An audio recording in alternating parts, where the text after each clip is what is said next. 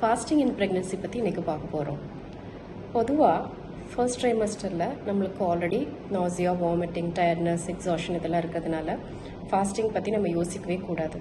அதே மாதிரி செகண்ட் ட்ரைமஸ்டரில் 22 வீக்ஸ்க்கு அப்புறம் ஃபாஸ்டிங் இருக்கலாமா அப்படின்னா, அப்போது தான் அந்த மதருக்கு நல்ல நியூட்ரிஷியஸ் ஃபுட் தேவைப்படுது.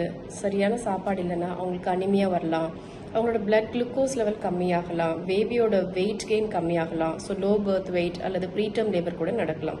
ஸோ ப்ரெக்னன்சின்றதே both mother and baby demand a high nutritional value, அவங்களோட பேபியோட டெவலப்மெண்ட்காகவும் மதரோட வெல்பீயிங்காகவும்.